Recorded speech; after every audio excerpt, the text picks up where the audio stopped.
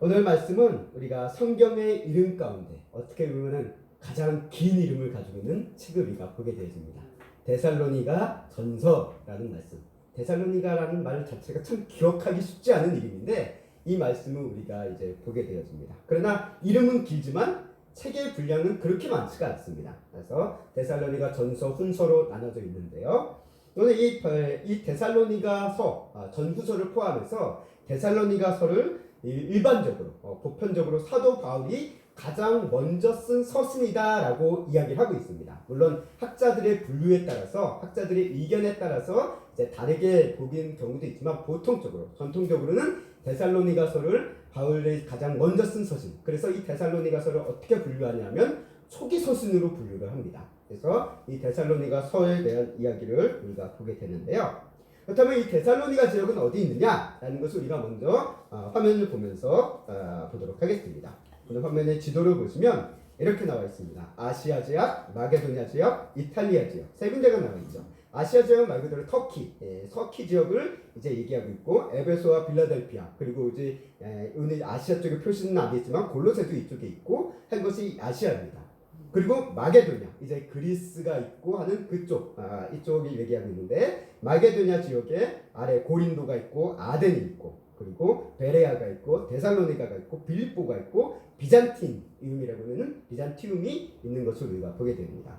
그리고 이탈리아 반도가 이제 가장 왼쪽에 이제 보게 되어 있는 것을 보게 되는데 여기에 두 가지 길이 있습니다. 그래서 마게도냐 지방을 관통하고 있는 비아 에그나시아라는 길이 있고요. 이탈리아 지방을 이렇게 횡단하고 관통하고 있는 비아 아피아라는 길이 있습니다. 이건 뭐냐면 이 로마 시대의 군사 도로예요. 한마디로 오늘날로 얘기하면 고속도로입니다. 고속도로가 나와 있는 그런 도로고 그 도로 위에 어디가 있느냐, 어떤 도시가 있느냐, 빌립보가 있고요, 데살로니가가 있는 것을 오늘 말씀을 통해서 보게 됩니다. 그러다 보니까 이 데살로니가라는 것은 이 길 위에 있다라는 것만 해도 감이 오죠. 교통의 요지 있고 아마 많은 사람들이 왕래하는 그런 도시, 한마디로 번창하게 되는 그런 도시다라고 우리가 나름대로 추측해 볼 수 있습니다. 그리고 그 측이 크게 틀리진 않아요. 그래서 비아 에그나시아부터 비아 아피아를 통해서 쫙 관통하는 로마의 주요 고속도로, 군사도로 따라 할 수 있는 두 개의 큰 도로가 이렇게 있다라고 이야기를 하고 있습니다.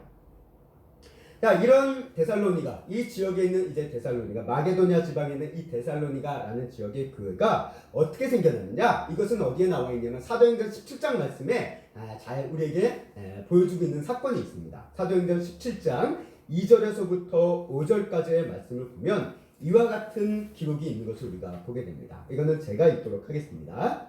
바울이 자기의 관례대로 그들에게로 들어가서 새 안식일에 성경을 가지고 강론하며 뜻을 풀어 그리스도가 해를 받고 죽은 자 가운데서 다시 살아나야 할 것을 증언하고 이르되 내가 너희에게 전하는 이 예수가 곧 그리스도라 하니 그 중에 어떤 사람 곧 경건한 헬라인의 큰 무리와 적지 않은 귀부인도 권함을 받고 바울과 실라를 따르나 그러나 유대인들은 시기하여 저자의 어떠한 불량한 사람들을 데리고 때를 지어 성을 소동하게 하여 야손의 집에 침입하여 그들을 백자에게 끌어내려고 찾았으나 아멘. 이게 데살로니가 교회의 성장의 과정, 그 형성의 과정이 짧지만 이렇게 기록되는 것을 보게 됩니다. 그래서 사도 바울은 항상 복음을 전할 때 어디를 중심으로 정했냐면 유대인의 회당을 중심으로 정했습니다.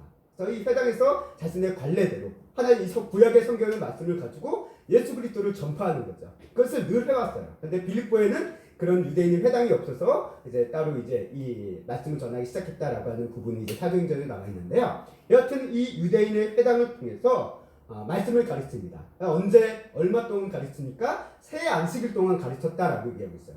이 새 안식이라는 건 결국 3주라는 거예요. 3주에서 길게 보면 뭐 4주까지도 포함될 수 있지만 결국 3, 4주 정도의 시간을 통해서 하나님의 말씀을 가르쳤다라는 겁니다. 근데 뭐 말 그대로 안식일 날 가르쳤으니 말씀을 얼마나 가르쳤습니까? 아주 짧은 시간 동안 말씀을 전했을 겁니다.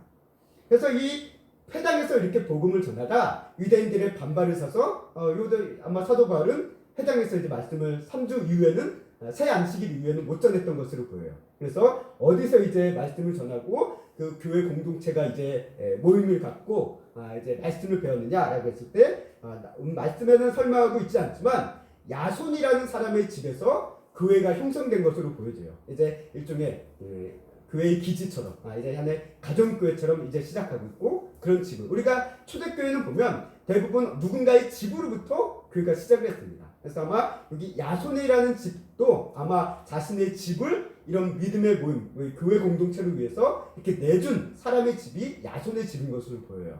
그래서 하나의 이 교회, 데살로니가 교회의 첫 시발점이라고 할 수 있는 이 야손의 집에서 사도 바울은 선교 사역을 진행했던 것으로 봅니다. 그래서 이것을 통해서 데살로니가 교회가 세워져 가게 되어지고 대략적으로 이렇게 이 사도 바울이 자비랑 사역을 하면서 이제 사도 바울은 이제 텐트를 진다라고 얘기하잖아요. 그래서 이 텐트를 천막을 짓는 자라고 얘기하고 있고 또 이것에 대해서 천막을 지으면 아무래도 가죽 세공도를 해야 되니까 가죽 세공사라고도 보기도 해요. 사도 바울에 대해서. 여하튼 가죽 사공사가 됐건 텐트 천막을 짓는 사람이 됐던지 간에 자비랑 사역을 하면서 일을 하면서 이제 교회를 세워가고 선교하고 있었던 이 사도 바울의 상황이었습니다. 그렇게 이제 그러던 과정 가운데 이제 데살로니가 말씀 오늘 이 사도행전 17장 5절 말씀에 보면 유대인들을 통해서 어떤 일이 일어나게 됩니까? 성에 소동이 일어났다는 거예요. 한마디로 폭동이 일어났다는 거죠. 폭동이 일어나가지고 이로 인해서 사도 바울이 더 이상 이곳에 머물 수가 없었어요. 그래서 어디로 피합니까? 베레아로 피하게 되어집니다. 그래서 이 시기가 정확하게 얼마인지는 성경에 기록해 나와 있지는 않지만 주석가들이 추측해 보기는 이 데살로니가 교회를 위해서 사도 바울이 애쓰고 힘쓴 기억은 기껏해야 길어봤자 3개월 정도일 것이다 라고 추측을 하고 있습니다. 결국 하나의 교회가 세워지기 위해서 이 3개월이라는 시간은 짧다고 하면 매우 짧은 시간입니다. 그 사도 바울의 입장 갑작스럽게 이 3개월 동안 나름대로 애쓰고 키워가고자 마음먹었던 이제 헌신을 했던 그 데살로니가를 뒤로 한 채, 데살로니가 교회의 성도들을 뒤로 한 채 어쩔 수 없이 베레아로 몸을 피한 이 사도 바울이 어떤 마음을 가지고 있을까요? 당연히 아직 기반이 약한 데살로니가 교회에 대해서 염려가 될 수밖에 없다는 거예요. 말씀도 아직 제대로 많이 보여주지 못했고 신앙이 아직 성숙하지도 못했고 하는 그런 교회에 대해서 염려가 될 수밖에 없었다는 거예요. 오늘로 얘기하면 이런 상황이에요. 교회 개척을 통해서 성도가 모이기 시작했는데 성도를 가르치고 돌봐야 될 담임 목사가 갑자기 한순간 사라진 거예요. 그와 같은 상황에 데살로니가 교회가 지금 처했다는 것입니다. 그래서 사도 바울이 이런 데살로니가 교회를 향한 그 마음이 어떤 심정이냐 마치 어린아이를 내버려두고 온 것 같은 심정이라는 거예요. 그래서 쓴 서신이 뭐냐? 데살로니가 전후서라는 것입니다. 전후서.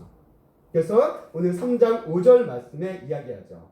그러므로 내가 참다 못하여 여러분의 믿음을 알아보려고 그를 보냈습니다. 그가 누굽니까? 디모데죠. 그것은 유혹하는 자가 여러분을 유혹하여 우리의 수고를 헛되게 하지 못하게 하려는 것이었습니다. 라고 얘기하고 있습니다. 이건 세 번역으로 보고 있는데 사도 바울이 걱정을 하고 있는 거예요. 당신 내가 이렇게 어쩔 수 없이 떠났는데 당신들의 믿음이 이런 유혹하는 자들, 시험, 핍박, 환난으로 주는 자들 때문에 믿음이 망가지지 않았을까? 믿음이 흐트러지지 않았을까? 그런 걱정을 하고 있어서 어쩔 수 없이 이제 디모데를 보내서 확인해 봤다 라고 이제 이야기하면서 데살로니가 서신을 적고 있다라는 거죠. 이렇게 신앙이 작고 연약해 보이는 이 초창기 데살로니가 교회, 이것을 위해서 사랑의 마음을, 사랑과 염려의 마음을 담아서 쓴 서신이 데살로니가 서이기 때문에 우리 성도님들이 데살로니가서를 보면은 뭘 느낄 수 있게 되냐면 다른 서신들, 무슨 고린도서라든가 갈라디아서라든가 이런 서신과는 다르게 되게 어조가 느낌이 참 따뜻한 느낌을 많이 받아요. 따뜻한. 갈라디아서 같은 경우는 저주로부터 시작하고 고린도서에서는 막 뭐 혼내겠다라는 얘기도 있고 너희 문제 많다 막 이런 지적을 많이 하잖아요. 근데 데살로니가서는 전서는 그렇지 않습니다. 오히려 염려 가운데 걱정과 염려를 받는 이 데살로니가 교회에 대해서 서신을 썼고 디모데를 통해서 이것을 확인해 보고 그 요기를 듣는 그 사도 바울에게 데살로니가 교회가 어떤 모습을 보여줬느냐? 데살로니가전서 1장 7절에서부터 8절까지의 말씀을 우리가 함께 읽어보도록 하겠습니다. 시작. 그러므로 너희와 아가야에 있는 모든 믿는 자의 본이 되었느니라. 주의 말씀이 너희에게로부터 마게도냐 아가야에 들릴 뿐 아니라 하나님을 향하여 너희 믿음의 소문이 각처에 퍼졌으므로 우리는 아무 말도 할 것이 없노라. 아멘. 사도 바울이 디모데를 통해서 이 데살로니가 교회의 상황을 확인하고 딱 듣는 순간 어떤 얘기가 들어왔냐면 사도 바울은 염려했어요. 이 교회가 좀 어려움을 겪고 문제가 많고 뭔가 문제가 많이 발생하지 않았을까라는 그런 염려가 있었는데 디모데가 듣는 얘기는 뭐냐? 놀랍게도 이 데살로니가 교회가 정말 얼마 돌보지 못하고 떠날 수밖에 없었던 그 연약해 보이는 교회가 어떤 교회로 지금 이야기가 되어지고 있냐면 믿는 자의 본이 되어지는 교회로서 소문이 나고 있다는 거예요. 어떻게 보면 사도 바울 자신들의 정신적인 영적인 지도자라고 할 수 있는 영적인 그런 가르침을 전할 수 있는 지도자라고 할 수 있는 사도 바울이 떠나감으로 인해서 서운함도 느낄 수 있고 배신감도 느낄 수 있었던 교회일 것입니다.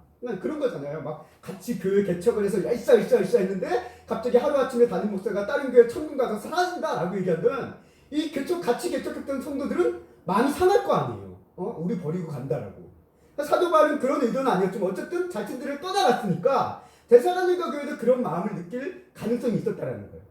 근데 데살로니가 교회 성도들은 어떤 얘기를 하냐? 사도 바울이 어쩔 수 없이 이렇게 떠나갔는데 그런 사도 바울을 너무나도 보고 싶어 한다는 얘기까지 듣는다라는 거예요. 그래서 3장 6절 말씀에 보면 이렇게 나와 있습니다. 함께 읽겠습니다. 지금은 디모데가 너희에게로부터 와서 너희의 믿음과 사랑의 기쁜 소식을 우리에게 전하고 또 너희가 항상 우리를 잘 생각하여 우리가 너희를 간절히 보고자 함 같이 너희도 우리를 간절히 보고자 한다 하니 라고 얘기합니다. 우리가 너희를 보고 싶은 것만큼 그 이상으로 너희도 우리를 보고 그리워하고 있구나 라는 그 얘기를 듣고 사도 바울이 너무 기뻐했다는 거예요. 그래서 이 같은 교회 소식을 듣자 사도 바울의 생각이 어때? 근심과 걱정이 싹 사라져서 어떻게 자신의 심정을 표현합니까? 8절 말씀에 얘기하죠. 그러므로 너희가 주 안에서 굳게 선즉 우리가 이제는 살리라 라고 얘기합니다. 한마디로 너희의 얘기를 들을 것 같으니까 내가 너무 좋아서 활쏘를 날 것 같고 살 것 같다라는 거예요. 그동안은 너희 때문에 너희 연약함 때문에 너희를 놔둔 어린아이 같은 너희 때문에 걱정하고 염려하고 자나깨나 너희에게 좀 근심이 있었는데 지금 너희의 얘기를 들으니까 이제는 내가 그 짐을 다 내려놓고 살 것 같다는 거예요. 살 것 같다. 그 정도로 사도 바울은 데살로니가에 대한 이 교회에 대한 이야기를 듣고 너무 기뻐하고 즐거워하고 있는 것이 오늘 말씀 가운데 표현되어 있습니다. 그래서 성도님들이 우리가 데살로니가 전서 말씀을 천천히 읽어보시다 보면 1장서부터 3장까지의 내용이 뭐냐면 데살로니가 교회를 칭찬하는 내용이에요. 물론 사도 바울의 자신의 어떤 사역의 상황에 대해서도 이야기하고 있고 뭐 환난에 대해서 여러 가지 얘기하고 있지만 그러면부터 상당수가 데살로니가 교회를 칭찬하며 격려하며 위로하고 있는 그런 얘기가 1장서부터 3장까지의 상당 우리 5장 데살로니가서는 5장밖에 안 됩니다. 그 중에 거의 3분의 2가량을 데살로니가를 칭찬을 하고 있다는 거예요. 우리가 사도 바울의 서신으로서는 참 드문이 아닙니까? 드문입니다. 그래서 이 1장서부터 3장의 내용에 뭘 얘기하고 있냐면 너희가 믿는 자의 본이 되었다. 우리가 너희를 찾아갔던 것이 헛되지 않았다. 이제 너희의 모습이 이제는 우리의 영광이고 기쁨이다. 너희의 믿음으로 인해서 우리가 지금 이렇게 위로를 받고 있다. 그리고 형제 사랑하는 모습에서는 내가 할 말이 없을 정도로 너희가 너무 잘 실천하고 있다. 막 이렇게 칭찬을 막 하고 있다는 거예요. 이렇게 많은 칭찬을 받는 데살로니가 교회. 이런 교회라는 것을 우리가 보게 됩니다. 그런데 이렇게 칭찬을 많이 받는 교회였지만 그렇다고 해서 그 교회가 문제가 없었다는 얘기는 아닙니다. 이 교회에도 문제는 있었습니다. 문제는 있어요. 어떤 문제가 있었냐? 앞서 얘기했다시피 데살로니가 교회는 태어나고 자란 지 얼마 안 되는 미성숙한 교회예요. 아직 연약한 교회입니다. 그로 인해서 사도 바울이 갑작스럽게 폭동으로 인해서 떠나가게 되어지고 그로 인해서 이 교회에 어떤 문제가 생기니까 교회의 지도자가 부재 상태가 되는 거예요. 지도자가 없어져 버린 거예요. 지도자가 없으니까 이제 어떤 상황이 벌어집니까? 교회 안에 질서가 흐트러지기 시작했다는 거예요. 무질서하게 됐다는 거죠. 이런 과정 가운데 또 데살로니가 교회는 어떤 일을 겪습니까? 폭동이 일어났으니까 데살로니가 교회도 핍박을 받을 수밖에 없다는 거예요. 그래서 오늘 아까 사도행전 말씀을 보다 보면 야손의 집사람들이 고난을 겪습니다. 막 이제 벌금도 내고 하는 일들을 이야기가 나와 있는데 핍박을 받는 거예요. 핍박을 받습니다. 그래서 사도행전 7장 17장 6절 7절의 말씀에 이렇게 이야기합니다. 이것도 제가 읽겠습니다. 발견하지 못하며 야손과 몇 천재들을 끌고 읍장들 앞에 가서 소리질러 이르되 천하를 어지럽게 하던 이 사람들이 여기도 이름에 야손이 그들을 맞아들였도다. 이 사람들이 다 가이사의 명을 거역하여 말하되 다른 임금 곧 예수라 하는 이가 있다 하더이다 하니 라고 하면서 야손이라는 이 믿음의 공동체 교회죠. 데살로니가 교회를 이렇게 핍박하고 시작하는 것을 우리가 보게 되어집니다. 그래서 이들이 얘기하는 게 뭐냐, 가이사 외에 다른 주가 있다라는 거예요. 다른 왕이 있다라는 거예요. 그것을 지금 이들이 얘기하고 있고 한마디로 로마를 반역하는 행위를 하고 있다라고 이제 이야기를 하는 거예요. 그래서 핍박을 하는 겁니다. 이렇게 다른 지역 교회와 마찬가지로 어떻게 보면 사도 바울이 서신을 썼던 모든 교회들이 어떻게 보면 상황들이 비슷비슷합니다. 왜? 시대가 같기 때문에 그래요. 로마 시대에 로마의 지배를 받고 있었고 여러 가지 이제 그리스 로마의 신들 또 토착신들 다종교의 신들을 섬기고 있는 상황이었기 때문에 비슷비슷한 상황들이 많습니다. 그래서 그런 상황 속에서 이 교회들이 세워져 갔고 데살로니가 교회도 그런 영향을 피할 수가 없었어요. 그래서 이 데살로니가 지역의 이 종교관 또는 가치관, 문화에 대해서 영향을 받다 보니까 그곳에 가지고 있었던 어떤 생활 방식, 습관들, 특히 이제 데살로니가에는 이제 토착 종교라고 할 수 있는 신비 종교가 두 개가 있었는데요. 그중 하나는 성적인 성관계를 통한 것이 또 하나의 이제 예배 방식이었어요. 그런 것들 때문에 성적인 문화가 있던 곳이 데살로니가 교회 지역이었다라고 또 얘기합니다. 그러다 보니까 이런 부분에 대해서 경각심도 없고 라는 이런 부분을 사도 바울이 이야기하고 있는 것을 우리가 보게 되어지고요. 데살로니가 교회 안에 마지막으로 또 하나 어떻게 보면 데살로니가의 데살로니가 전서 서의 데살로니가 전서뿐만 아니라 후서도 포함해서 데살로니가 서의 핵심이라고 할 수 있는 관점은 뭐냐면 재림입니다. 재림, 종말에 대한 이야기를 이야기하고 있는데요. 그 부분에 대한 오해 이것을 바로 세우기 위한 것이 이제 사도 바울의 데살로니가에 쓴 목적이다라고 우리가 이해해 볼 수 있습니다.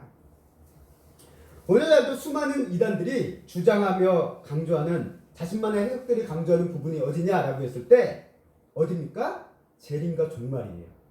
항상 이 부분 가지고 자신들의 종교를 자신들의 이단의 가르침을 강조합니다. 수많은 종교들이 그래요. 그렇기 때문에 사도 바울은 이 부분에 대해서 우리 그리스도인들은 재림과 종말에 대한 성경적인 바른 이해가 필요하다는 거예요. 이게 오늘 우리에게만 그런 게 아니라 당시 데살로니가 성도들에게도 절실하게 필요했다는 것입니다.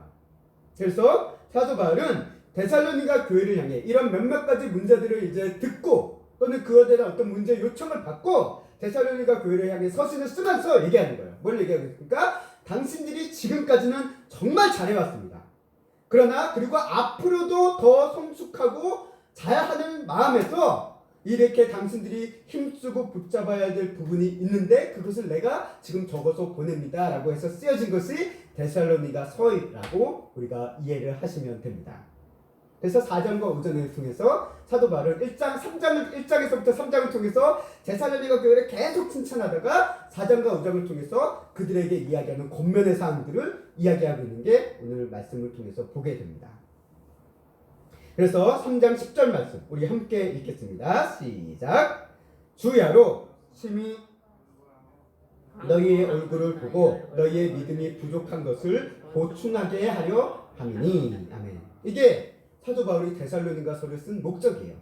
너희의 얼굴을 보고 너희의 믿음이 부족한 것을 보충하게 하려 함이다 라고 얘기합니다. 데살로니가 교회도 분명 칭찬받았습니다. 칭찬받는 교회예요. 그럼에도 불구하고 믿음이 부족한 부분이 있어요. 왜? 아직 작기 때문에, 아직 열이기 때문에. 사도 바울은 그들이 주 안에서 굳게 서 있는 것을 기쁘다라고 얘기하면서도 동시에 어떤 얘기를 하냐? 3장 13절 말씀에서 이렇게 얘기합니다. 함께 읽겠습니다. 시작. 너희 마음을 굳건하게 하시고 우리 주 예수께서 그 모든 성도와 함께 강림하실 때에 하나님 우리 아버지 앞에서 거룩함에 흠이 없게 하시기를 원하노라. 아멘. 어떤 얘기합니까? 동시에 너희가 지금 주 안에서 굳게 서 있는 것이 내가 기쁘다. 그러나 동시에 너희가 더 굳건하게 되기를 바란다 라고 이야기하고 있다는 거예요. 더 굳건하게 되기를. 자, 이렇게 해서 사도 바울은 데살로니가서를 기록을 합니다. 4장과 5장이 그의 핵심이에요. 그래서 첫 번째 얘기하는 본문이 뭡니까? 하나님을 기쁘시게 하는 생활을 하라 라고 얘기하고 있어요. 다시 말해 하나님의 자녀로서 거룩함을 이루라는 것입니다. 그래서 4장 3절 말씀을 보면 하나님의 뜻은 이것이니 너희의 거룩함이라 곧 음란을 버리고 라고 이야기를 봐서 이 데살로니가에 퍼져 있는 이런 성적인 관계, 문란한 성관계에 대해서 경계를 하고 있고 그게 교회 안에도 알게 모르게 야름야름 들어오니까 그 부분에서 이야기하는 거예요. 하나님의 뜻은 거룩함이다. 그러니 너희는 그런 모습을 버려야 된다 라고 이야기를 하면서 사도 바울은 권면을 하고 있는 것을 보게 됩니다. 근데 이 음란함에 대한 거룩함, 이것은 사도 바울의 모든 서신에 다 나와 있어요. 왜? 이 데살로니가뿐만 아니라 그 당시 이 로마를 지배하고 있는 그런 당시 사회 삶과 또 종교 간이 그런 성적인 관계를 하나의 예배, 신들을 섬기는 하나의 예식으로 이해했기 때문에 그런 것들이 그냥 보편적으로 막 퍼져 있었다라는 거예요. 그래서 사도 바울은 모든 서신서를 보다 보면 그런 부분들을 한결같이 강조하고 있는 것을 우리가 보게 됩니다. 오늘 데살로니가서에서도 마찬가지로 얘기합니다. 그리고 또 하나를 얘기합니다. 뭘 얘기하고 있냐면 겸손과 성실함으로 맡겨진 바를 잘하라 라고 얘기합니다. 그리고 누군가에게 의존해서 사는 삶을 살지 말라 라고 얘기하는데요. 이 얘기가 왜 나왔냐면 데살로니가 교회가 작지만 그 핍박을 견딜 수 있는 가장 큰 원동력에 대해서 이야기하고 있는 것이 이들이 가지고 있는 재림에 대한 소망을 얘기하고 있어요. 이들이 예수 그리스도가 다시 오실 까 이 재림에 대한 소망 때문에 환난과 어려움을 이기고 이렇게 믿음에 보는 서는 하나의 근간이 되었을 것이다 라고 이제 이야기하고 있는데 문제는 뭡니까? 이 재림에 대해서 붙잡았지만 문제는 이것이 이들에게 또 다른 문제거리를 가져왔다는 거예요. 재림에 대한 잘못된 이해를 통해서 어떤 일이 벌어지냐면 일을 해야 되는데 일을 내팽개친다라는 거예요. 예수님이 다시 올 건데 예수님이 곧 오실 건데 내가 일해서 뭘 하라는 거예요. 그래서 그것들을 내팽개치고 한마디로 빌부터 먹고 사는 사람들이 생겨나기 시작했다라는 거예요. 교회 안에. 예수님이 오실 건데 내가 이래서 뭐해? 그러면서 그런 사람들 때문에 그런 사람들을 돕기 위해서 뼈빠지게 일하는 사람 몇몇 뿌리들이 있고 하니까 교회가 힘들어지는 거죠. 그래서 데살로니가 후서에서는 이제 그 부분을 짚어두고 있는 것을 보게 되는데요. 실제 이런 모습이 데살로니가 교회에만 있었냐? 아니요. 우리나라에도 있었습니다. 1999년 밀레니엄 쇼크라고 해가지고 2000년도가 왔을 때 어떤 일이 있습니까? 시한부 종말론이 막 퍼지면서 사람들이 어떤 일을 기승부렸다면 직장도 때려치는 사람들이 있었습니다. 또 어떤 일이 있었습니까? 가진 재산을 다 팔아가지고 돈을 허공에 뿌렸던 사람도 있어요. 그런 일들이 있었다는 거예요. 데살로니가 교회도 비슷했다는 거예요. 이런 모습들이 생겨나기 시작했다는 거예요. 그래서 사도 바울은 이 데살로니가 교회 성도들이 재림과 종말에 대해서 제대로 이해해야 되고 또 재림과 종말을 기다리는 성도로서의 삶이 어떤 것이 옳은가에 대해서 이야기하기 위해서 데살로니가 서를 쓰고 있다는 거예요. 분명 데살로니가 교회가 어려움과 환난 속에서도 굳건히 견딜 수 있었던 이유가 이 재림의 신앙이었습니다. 그런데 이 재림에 대한 과도한 집착이 데살로니가 교회의 또 하나의 문제점이기도 했다는 거예요. 그래서 4장 13절 말씀 함께 읽겠습니다. 시작. 형제들아 자는 자들에 관하여 너희가 알지 못함을 우리가 원하지 아니하노니 이는 소망 없는 바리니와 같이 슬퍼하지 않게 하려 합니다. 아멘. 자, 이 말씀은 어제 저희 이제 반인 예배를 드릴 때 읽었던 말씀이기도 한데요. 그 의미는 본래적인 의미는 약간 다릅니다. 어떤 의미가 있냐면 재림 전에 죽은 자들이 대한 어떻게 되는지에서 논쟁이 있었다는 거예요. 이거는 아마 오늘 이 시대를 살아가는 사람들에게 늘 이 얘기가 돼요. 우리 믿는 성도들도 항상 궁금해요. 도대체 사람 죽으면 어떻게 되지? 죽으면 부활하고 천국 갈 거다라고 얘기했는데 진짜 어떻게 되지? 과정이 궁금하다는 거예요. 과정이. 근데 사도 바울이 이 부분에 대해서 정리해요. 간단히 정리합니다. 예수님께서 다시 오실 때 그리스도 안에서 잠든 자들이, 다시 말해 믿음을 가지고 죽은 자들이 먼저 부활할 것이고 그 다음에 우리가 올라가 예수님을 만날 것이다 라고 이야기하는 게 오늘 데살로니가 전서 4장 말씀에 기록되어 있는데요. 근데 우리가 이 부분을 이해함에 있어서 이거를 단순히 매뉴얼로 이해해서는 안 돼요. 이것이 이런 순서와 진행 단계고 꼭 이렇게 절대적으로 될 거잖아 라는 마치 매뉴얼처럼 이해하시면 약간 위험성이 있습니다. 이거를 주석학자들이 이 부분을 어떻게 보냐면 이것을 상징의 문자라고 보고 있어요. 상징적인 이유로 이야기하고 있다는 겁니다. 그래서 너무 문자 그대로 해석하다 보면 이것을 오해할 수도 있다라고 이제 약간 이제 유의사항으로 이야기하고 있는데요. 왜 사도 바울이 이제 이 4장 13절 말씀을 하고 있었냐라고 했을 때 재림의 데살로니가 교회 성도들이 재림을 기다리고 있습니다. 그러면서 이런 생각을 갖고 있어요. 이들이 얘기하기를 재림이 곧 올 것 같아요. 그리고 이 재림이 올 때 우리가 살아서 산 사람들이 예수님을 만나는 것을 기다리고 있다는 거예요. 살아서 예수님을 만나는 거. 근데 문제는 이 데살로니가 성도들이 보기에 곧 오실 예수님, 살아서 예수님을 만날 것을 기대하고 있는데 문제는 그 기다리는 과정 가운데 어떤 사람들이 생기냐면 예수님을 만나지 못하고 죽어버린 사람들이 있다는 거예요. 그래서 데살로니가 성도들이 걱정해하기 시작합니다. 살아서 예수님을 만나야 될 텐데 이 죽어버린 사람들은 죽어서 예수님을 못 만나는 사람들은 어떻게 되는 거지? 라는 이 궁금증이 생기기 시작했다는 거예요. 한마디로 죽은 자는 손해보는 거 아닌가? 라는 거예요. 재림을 기다리다가 예수님을 못 만나고 죽어버린 사람들은 그러면 안 되는 거 아닌가? 라는 이런 불안감이 싹트기 시작했다는 거예요. 그래서 죽은 사람은 어떻게 되는 거지? 예수님 기다리다가 재림에 예수님 못 만나고 죽은 사람 어떻게 되는 거지? 라는 이런 불안감에 빠진 이들을 향해 사도 바울이 오늘 데살로니가전서 4장 13장 이하의 말씀을 통해서 이야기합니다. 뭘 얘기하고 있습니까? 먼저 죽은 자가 먼저 부활할 것이다 라는 것을 얘기해요. 그리고 그 다음에 얘기하는 건 뭐냐? 하나님의 은혜에 대해서 차등이 없음을 강조한다는 거예요. 죽은 자도 부활해서 예수님을 만나고 살아있는 자도 예수님을 만날 것이다 라는, 동일하게 예수님을 만날 것이다 라는 것을 강조한다는 거예요. 여기서 이제 이 부분을 우리가 놓치고 뭘 얘기합니까? 자꾸 죽은 자가 먼저 부활하니까 죽은 자의 더 영광된 모습을 받고 우리는 좀 그거보다 급이 떨어지고 이런 것이 아니다라는 거예요. 이거를 우리가 잘못 이해할 수 있는데 하나님 앞에서 먼저 죽은 자가 더 영광스럽고, 물론 이제 주님의 일을 하다가 성경 순교하는 사람들이 하나님께서 주실 어떤 면류관이 더 있을 수도 있습니다. 근데 중요한 것은 뭡니까? 죽은 자라고 해서 더 뭔가를 많이 받고 죽지 않고 예수님을 만난 자라고 해서 덜 받고 그런 게 아니다라는 거예요. 사도 바울은 그걸 오늘 데살로니가전서를 통해서 얘기합니다. 그래서 최종적으로 예수 안에서 죽은 자들이나 지금 살아있는 당신들이나 모두 다시 오실 예수님을 반드시 만날 것이다 라는 것을 얘기합니다. 그래서 너희는 그것 때문에 걱정하지 말라라는 것을 얘기하고 있다는 거예요. 그래서 사도 바울이 얘기합니다. 먼저 죽은 자나 살아있는 자나 중요한 것은 뭡니까? 항상 주 안에 있는 것이다 라는 것을 오늘 말씀에 이야기한다라는 거예요. 이게 핵심이에요. 그러면서 사도 바울은 이 얘기를 하면서 이 4장 말미에 뭘 얘기하고 있으니까 이러한 말로 서로를 위로하라 라고 얘기하고 있다는 거예요. 서로를 위로하라. 엉뚱한 생각에 빠지지 말고 엉뚱한 것을 조금 거기서 걸려가지고 그것 때문에 불안하게 하지 말고 하나님을 재림하시기 전에 당신들이 죽든지 재림해서 예수님을 만나지 않되 모두 다 예수님을 만날 것이니까 염려하지 말라. 그 말로 너희를 위로하라 라고 사도 바울은 오늘 말씀을 통해서 이야기하고 있다는 거예요. 그리고 데살로니가 교회가 가진 재림과 종말에 대한 또 하나의 문제, 시기에 대한 문제, 그리고 이 시기를 바라보면서 그에 대한 문제와 생활 태도를 또 얘기합니다.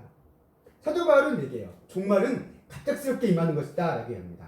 때와 시기는 누구도 알 수 없다 라고 얘기합니다. 이건 사도 바울의 주장이 아니라 예수님의 가르침이에요. 예수님께서 그렇게 말씀하셨습니다. 근데 시험부 종말론다는 한 자는 어떤 얘기를 합니까? 자신들이 아는 시간이 있어요. 자신들이 아는 장소가 있어요. 그것만이 안전한 것이고 그것만이 평안한 것이다 라고 얘기해요. 실제 그렇잖아요. 시험부 종말론자들이 항상 주장하는 게 그런 거예요. 어떤 지역에 가서 거기에만 모여있으면 안전하다. 이단들이 얘기하는 것도 항상 그렇습니다. 구원받기 위해 최후의 신천지 같은 14만 4천 안에 들어가기 위해 자신들의 어떤 거기 안에만 있어야 되는, 여기만이 안전하다라고 얘기했다는 거예요. 그런데 사도 바울은 얘기해요. 그럼 그들에게 멸망이 반드시 임할 것이다. 속지 말라라고 얘기하고 있다는 거예요. 안전한 곳은 따로 없다라는 거예요. 왜 또 이런 얘기를 하고 있냐? 우리 당시 로마 제국이 다스리고 있었습니다. 로마 제국, 한마디로 팍스 로마나라고 얘기했죠. 로마를 통한 평안, 이것을 얘기하고 있는 그 시대의 상황이 있습니다. 로마가 권력을 잡으면 평안하다는 거예요. 오늘 이러한 관점은 강대국 사이에서 늘 펴져 있습니다. 우리 러시아와 중국과 미국 이런 강대국들이 다투면서 그들이 항상 얘기하는 게 뭐예요? 우리는 평화의 주관자다라는 거예요. 중국도 얘기하고 러시아도 얘기하고 미국도 얘기합니다. 그것 때문에 다투잖아요. 막 이게 정치적인 외교적인 갈등이 있을 때마다 아 이놈들이 나쁜 거고 우리는 평화를 유지하려고 하는데 이놈들이 나쁜 거다라고 서로 비방하잖아요. 근데 사도 바울이 얘기해요. 당시 로마 제국을 얘기하며 바라보며 세상이 약속하는 평화는 소리에는 구원이 없다라는 것을 얘기하고 있다라는 거예요. 구원은 어디에 있냐? 장소에 있는 것도 아니고 제국이 외친 소리에 있는 것도 아니고 오직 예수 그리스도 안에 있다는 것을 데살로니가 성도들에게 다시 한번 일깨워주겠다는 거예요. 그러면서 사도 바울은 얘기해요. 이 진리의 가르침 속에서 정신을 차리라 라고 사도 바울은 일침을 놓고 있습니다. 그래서 데살로니가전서 5장 8절 9절 말씀에 이야기합니다. 함께 읽겠습니다. 시작. 우리는 낮에 속하였으니 정신을 차리고 믿음과 사랑의 호신경을 붙이고 구원의 소망의 투구를 쓰자. 하나님이 우리를 세우심은 노하심에 이르게 하심이 아니요 오직 우리 주 예수 그리스도로 말미암아 구원을 받게 하심이라. 아멘. 이게 하나님의 목적이라는 거예요. 사도 바울은 믿음과 사랑의 호신경, 우리 에베소 말씀에서 에베소 말씀을 전신갑주라고 했을 때 그것도 비슷하고 구원의 소망의 투구를 쓰여놨습니다. 이게 뭐 사도 바울이 만들어낸 얘기가 아니라 어떻게 보면 구약에 이런 관점이 있었던 것이 내려져 온 거예요. 근데 우리가 이 말씀 믿음과 사랑의 호신경을 붙이고 구원의 소망의 투구를 쓰라 라고 사도 바울이 얘기했을 때 중요한 것은 이 무장들을 내가 찾고 내가 만든다는 게 아니에요. 이 무장은 어떻게 생겨난 겁니까? 하나님께서 우리에게 이미 주신 거라는 거예요. 아멘. 믿음도 하나님께서 우리에게 주신 거고 소망도 하나님께서 우리에게 주신 거고 사랑도 하나님께서 우리에게 이미 주신 거라는 거예요. 그렇기 때문에 이미 주신 이것들을 우리가 정신 차리고 입으라는 거예요. 입으라는 겁니다. 하나님께서 은혜로 주신 이것들을 붙이고 쓰라고 사도 바울은 이야기하고 있습니다. 이렇게 믿음과 사랑과 소망으로 무장한 사람만이 우리를 향하신 하나님의 뜻을 이루며 살아갈 수 있음을 사도 바울은 이제 이야기를 합니다. 그래서 우리가 잘 알고 있는 데살로니가 전서를 통해서 우리가 성도들이 너무나도 잘 알고 있는 5장 16절에서부터 18절 말씀을 우리가 보게 되어집니다. 함께 읽겠습니다. 시작. 항상 기뻐하라. 쉬지 말고 기도하라. 범사에 감사하라. 이것이 그리스도 예수 안에서 너희를 향하신 하나님의 뜻입니다. 아멘. 자, 항상 기뻐하라. 쉬지 말고 기도하라. 범사에 감사하라. 이 세 가지 말씀 너무나 잘 알고 있습니다. 근데 이 세 가지를 이루기 위해서 절대적으로 필요한 게 무엇이냐라고 했을 때 저는 이렇게 생각합니다. 믿음과 사랑과 소망이 없으면 이 세 가지를 할 수가 없어요. 믿음이 있어야지 우리는 기뻐할 수 있어요. 사랑이 있어야지 서로 사랑 속에서 기뻐할 수 있어요. 소망이 있어야지 기뻐할 수 있어요. 기도도 마찬가지입니다. 믿음이 있어야지 기도할 수 있습니다. 서로 사랑하기 때문에 서로를 위해서 기도할 수 있어요. 그리고 소망이 있기 때문에 기도할 수 있어요. 감사도 마찬가지입니다. 믿음이 있어야지만 감사할 수 있습니다. 서로 사랑을 하다 보면 그 안에서 감사를 할 수 있습니다. 그리고 소망이 있을 때 감사를 할 수 있다는 거예요. 어느 하나도 빠질 수가 없다는 겁니다. 그래서 사도 바울은 믿음과 사랑과 소망을 늘 강조하고 있는 것을 우리가 보게 되어지고 이게 우리의 신앙의 가장 근간이 된다는 거예요. 이게 없으면 사도 바울이 이렇게 얘기하는 권면의 사항들을 우리는 해나갈 수가 없다는 겁니다. 더 나아가 재림의 신앙이라는 것 역시도 재림의 신앙은 일종의 소망이기도 한데 이 소망 역시도 뭐가 함께 뒷받침되어야 되냐면 믿음과 사랑이 함께 해야 된다는 거예요. 그래서 사도 바울은 믿음과 사랑에 호신경을 붙이고 구원의 투구를 쓰라라고 얘기하고 있잖아요. 구원의 투구만 쓰라는 게 아니에요. 믿음과 사랑의 호신경도 같이 있어야 된다는 겁니다. 믿음과 사랑이 없는 재림의 신앙은 망상이에요. 그리고 항상 믿음과 사랑이 없는 그 재림의 신앙을 강조하는 사이비와 이단들은 어떻게 하니까 뭔가를 다 뺏어요.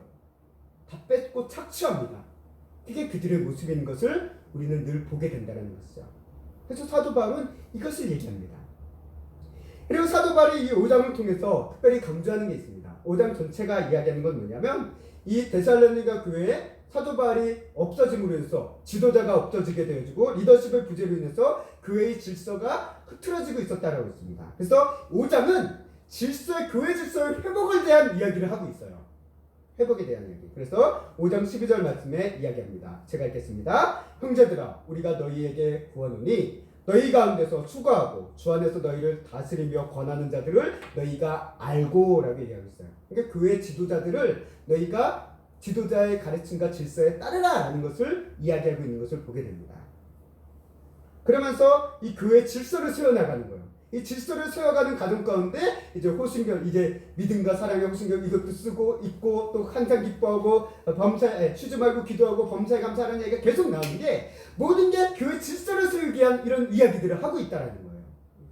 그러면서 마지막 이 데살로니가서 5장 16절 17절 18절 말씀이 넘어가면 갑자기 어떤 얘기가 나옵니까? 성령을 소멸치 말고 예언을 멸시하지 말고 라는 얘기가 쭉 나오죠. 왜 이야기가 나왔을까? 라고 했을 때 우리가 19절에서부터 22절까지의 말씀을 우리 주석을 보니까 이렇게 설명을 하고 있더라고요. 이 부분은 고린도 교회, 고린도전서에 나와 있는 은사의 가르침을 얘기하며 교회 질서를 회복하는 것을 이야기하고 있는데 그것을 함축적으로 표현하고 있는 것과 마찬가지다라고 설명하고 있는 것을 제가 참고를 했습니다. 그래서 고린도전서에서도 사도 바울이 은사를 강조하는 이유가 뭡니까? 그 목적은 다른 게 아니에요. 교회 질서를 회복하기 위해서 그 얘기를 했었습니다. 이 데살로니가 전서에서도 얘기하는 이 짤막한 19절에서부터 22절 말씀도 뭘 얘기하고 있냐면 데살로니가 교회 질서를 회복하기 위해서 이야기를 하고 있다는 거예요. 그래서 성령을 멸시하지 말고 그에 따라서 성령을 소멸하지 말고 예언을 멸시하지 말라라는 그 교회 질서에 대한 부분을 이야기하고 있음을 보게 됩니다. 이렇게 사도 바울은 데살로니가 교회를 칭찬하면서 동시에 부족했던 부분, 더 힘써야 할 부분, 잘못된 부분, 열머되는 부분을 짚으면서 데살로니가 교회가 더욱더 성숙해져 가기를 바라고 있는 것을 오늘 이 데살로니가 전서의 마음을 담아 쓰고 있는 것을 우리가 보게 됩니다. 그래서 데살로니가 전서 가장 마지막 부분에 사도 바울은 이와 같이 서신을 마무리하고 있는 것을 우리가 보게 됩니다. 함께 읽겠습니다. 시작. 평강의 하나님이 친히 너희를 온전히 거룩하게 하시고 또 너희의 온 영과 힘과 몸이 주 예수 그리스도께서 강림하실 때 흔없게 보존되기를 원하노라. 너희를 부르시는 이는 미쁘시니 그가 또한 이루시리라. 아멘. 이 사도 바울의 마지막 정리입니다. 하나님께서 너희가 온전케 되어지고 더 성숙하게 되어지길 원한다. 근데 그것을 이루는 건 누구냐? 하나님께서 그것을 이루어 가실 것이다 라는 것을 이야기하며 데살로니가 전서를 마무리하고 있는 것을 우리가 보게 됩니다. 이제 말씀을 마치겠습니다. 오늘 데살로니가 교회, 데살로니가 전서를 통해서 그 산책을 하며 우리 세움교회가 또 본받고 따라가야 될 모습을 보게 되어집니다. 데살로니가 교회는 작고 연약한 교회였습니다. 네? 믿음의 본을 칭찬받는 교회였습니다. 이 모습을 보며 우리 세움교회에서도 희망이 있다, 소망이 있다라는 생각이에요. 교회 작아도 괜찮다는 거예요. 작지만 믿음의 본이 되면 괜찮다라는 거예요. 그래서 우리 교회가 힘써야 될 것. 우리 교회가 막 사람이 많아서 부흥하고 성장하고 이런 것도 중요하지만 무엇보다도 먼저 우리 교회가, 우리 성도들이 믿음의 본이 되어 칭찬받는 교회와 성도들이 먼저 될 수 있기를 주님의 이름으로 간절히 소망하고 또 기대하며 기도합니다. 비록 우리 교회가 아직 작죠 않지만 문제가 될 수 없음을 우리는 보게 되어집니다. 우리가 이를 위해서 건강한 교회가 되기 위해서는 건강한 재림의 신앙을 가져야 됩니다. 또 교회에 대한 질서가 있어야 됩니다. 믿음과 소망과 사랑으로 무장하며 하나님의 뜻은 항상 기도하며 쉬지 말고 기도하고 범사에 감사할 수 있는 교회와 성도로 자라날 수 있게 되어지기를 간절히 소망합니다. 샘교회 여러분, 오늘 이 데살로니가 교회 성도들을 향해 사도 바울이 얘기하는 것처럼 우리를 향해서도 얘기합니다. 주 하나님 안에서 굳게 서시길 바랍니다. 아멘. 주님께서 우리를 굳건하게 해주실 것을 믿으시길 바랍니다. 아멘. 오늘 이 세움교회가 주 안에서 온전하게 굳건하게 서는 귀한 교회가 될 수 있기를 간절히 소망하며 오늘 말씀을 마치도록 하겠습니다. 함께 기도하며 오늘 말씀을 마치겠습니다.